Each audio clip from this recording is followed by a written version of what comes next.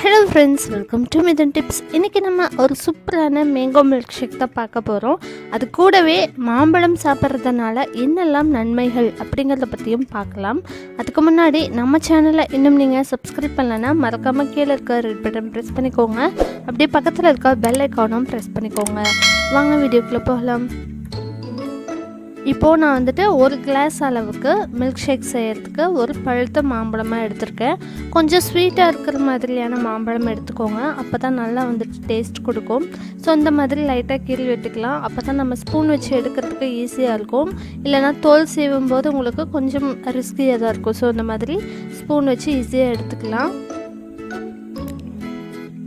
மாம்பழம் சாப்பிட்றதுனால என்னெல்லாம் நன்மைகள் அப்படிங்கிறத பற்றியும் பார்க்கலாம். அடிக்கடி பார்த்திங்கன்னா ஒரு சிலருக்கு உடல் வந்து சோர்வடைஞ்சிரும். சாப்பிட்டதும் பார்த்திங்கன்னா நல்லா எனர்ஜெட்டிக்காக இருப்பாங்க. கொஞ்ச நேரத்துலேயே பார்த்திங்கன்னா ரொம்ப சோர்வடைஞ்சு படுத்துக்கலாமோ அப்படிங்கிற மாதிரி தோணும். அந்த மாதிரியான உடல் சோர்வுக்கு வந்துட்டு நீங்கள் மாம்பழம் அடிக்கடி எடுத்துக்கும் போது அந்த உடல் சோர்வை எல்லாம் நீக்கி நல்லா வந்து புத்துணர்ச்சியாக இருக்கிறதுக்கு ரொம்பவே ஹெல்ப்ஃபுல்லாக இருக்கும்.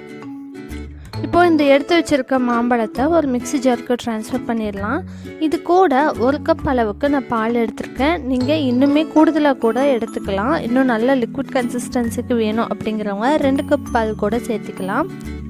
நல்ல சில்லுன்னு இருக்க பாலை எடுத்துக்கோங்க. அப்போ தான் நம்ம மில்க் ஷேக் குடிக்கும்போது நல்லாயிருக்கும். நீங்கள் வேணும்னா அடிஷ்னலாக ஐஸ் க்யூப்ஸ் கூட ஆட் பண்ணிக்கலாம். பட் நான் ஆட் பண்ணல. இப்போது இது கூட வந்துட்டு நம்ம முந்திரி பருப்பு சேர்த்திக்கலாம். இது கூட நீங்கள் பாதாம், பிஸ்தா இதெல்லாம் கூட சேர்த்திக்கலாம். நான் முந்திரி பருப்பு மட்டும் சேர்த்திருக்கேன். அதுவும் உங்களுக்கு தேவையான அளவுக்கு சேர்த்திக்கோங்க. இதில் நான் சுகரோ ஐஸ் க்யூப்ஸோ எதுவுமே ஆட் பண்ணல. நீங்கள் அதெல்லாம் ஆட் பண்ணும்போது இன்னுமே உங்களுக்கு நல்ல ஒரு லிக்விட் கன்சிஸ்டன்சியில் கிடைக்கும். நான் ஆட் பண்ணாதனால கொஞ்சம் திக்கான கன்சிஸ்டன்சியில் தான் இருக்குது. இதில் ஸ்வீட்காக நான் எதுவுமே சுகர்லாம் ஆட் பண்ணல. நம்ம இப்போ அரைச்சி எடுத்தாச்சு இல்லையா, இதுக்கப்புறம் தான் நான் வந்துட்டு ஹனி ஆட் பண்ண போகிறேன். ஸோ உங்களுக்கு விருப்பம் இருந்தால் ஹனி ஆட் பண்ணிக்கோங்க. இல்லைனா நீங்கள் மிக்சியில் அடிக்கும் போதே நீங்கள் சுகர் ஆட் பண்ணி கூட அரைச்சி எடுத்துக்கலாம். உங்களுக்கு எந்த அளவுக்கு இனிப்பு வேணுமோ அதுக்கு தகுந்த மாதிரி ஹனி ஆட் பண்ணிக்கோங்க.